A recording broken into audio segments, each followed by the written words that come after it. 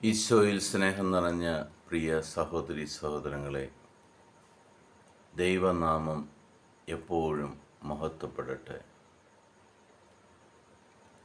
ആ ദൈവത്തിൻ്റെ സന്നിധിയിൽ നമ്മൾക്കൊരു ദിവസം കൂടി കഴിയുവാൻ ദൈവം നമ്മളെ തെരഞ്ഞെടുത്തതിന് നന്ദി പറയാം. യേശുവിൻ്റെ നാമത്തിൽ ഈ ദൈവവചനം കടന്നു ചെല്ലുന്ന എല്ലാ ഭവനങ്ങളെയും, ഓരോ വ്യക്തികളെയും പിതാവായ ദൈവം എല്ലാ തിന്മയിൽ നിന്നും, എല്ലാ അന്ധകാര ശക്തികളിൽ നിന്നും ഈ നിമിഷം സ്വതന്ത്രരാക്കുകയും ആ ഭവനത്തിലെയും ആ വ്യക്തികളിലെയും എല്ലാ തിന്മയുടെ ആധിപത്യങ്ങളെയും അന്ധകാര ശക്തികളെയും ബന്ധിച്ച് പുറത്താക്കുന്നതിന് ദൈവത്തിന് നന്ദി പറയുന്നു. ഇന്ന് നമ്മൾ ശ്രവിക്കുന്ന തിരുവചന ഭാഗം പുറപ്പാടിൻ്റെ പുസ്തകം 5-ാം അധ്യായം 1-ാം തിരുവചനം. മോശയും അഹ്റോനും ഫറവോയുടെ മുമ്പിൽ ചെന്ന് പറഞ്ഞു, ഇസ്രായേലിൻ്റെ ദൈവമായ കർത്താവ് കൽപ്പിക്കുന്നു, മരുഭൂമിയിൽ വന്ന് എൻ്റെ ബഹുമാനാർത്ഥം പൂജാമഹോത്സവം ആഘോഷിക്കുവാൻ എൻ്റെ ജനത്തെ വിട്ടയക്കുക. പ്രിയ സഹോദരി സഹോദരങ്ങളെ, ഈജിപ്തുകാരുടെ അടിമത്തത്തിൽ കഴിയുന്ന ഇസ്രായേൽ ജനത്തെ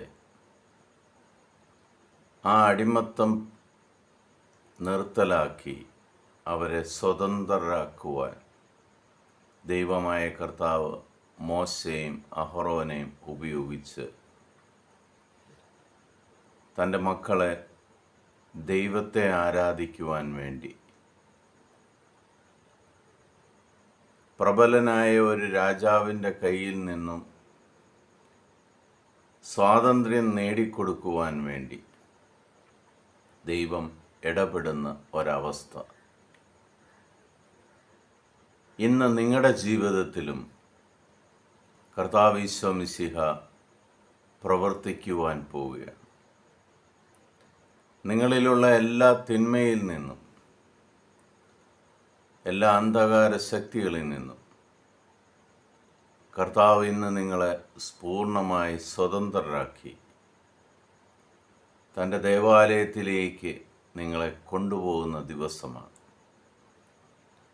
ഇന്ന് നമ്മൾ പെസഹ ആചരിക്കുവാൻ ഒരുങ്ങുന്ന ദിവസമാണ്. എൻ്റെ എല്ലാ അടിമത്തത്തിൽ നിന്നും ഞാൻ ഇന്ന് സ്വതന്ത്രനാകും. എൻ്റെ കർത്താവ് എന്നെ സ്വതന്ത്രനാക്കുന്ന ദിവസമായി ഞാൻ അതിനെ ആഘോഷിക്കുമ്പോൾ നമുക്ക് ദൈവത്തോടു കൂടി ആയിരിക്കാം.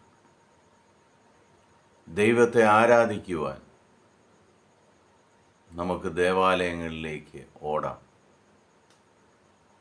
കാരണം നീ ഇന്ന് സ്വതന്ത്രനാവുകയാണ്. നിന്നെ അടിമത്തത്തിൽ വെച്ചിരിക്കുന്ന പിശാചിൽ നിന്നും ഈശോ മിശിഹ നിന്നെ വീണ്ടെടുത്ത് നിന്നെ സ്വതന്ത്രനാക്കി മാറ്റുന്ന ദിവസമാണ്.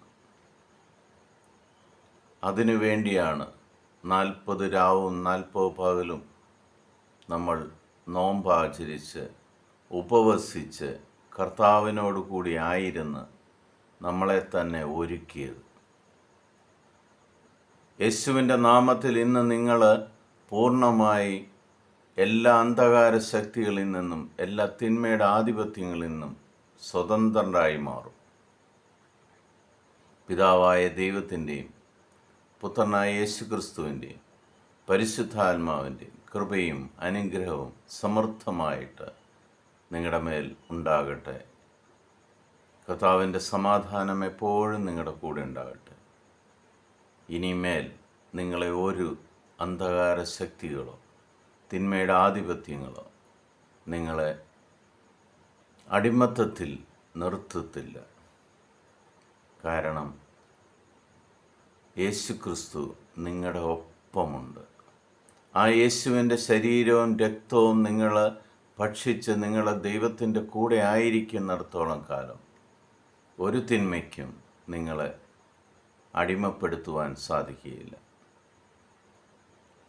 ഈശോയുടെ സമാധാനം എപ്പോഴും നിങ്ങളുടെ കൂടെ ഉണ്ടായിരിക്കട്ടെ. ഈശോ മിശിഹായിക്ക് സ്തുതിയായിരിക്കട്ടെ.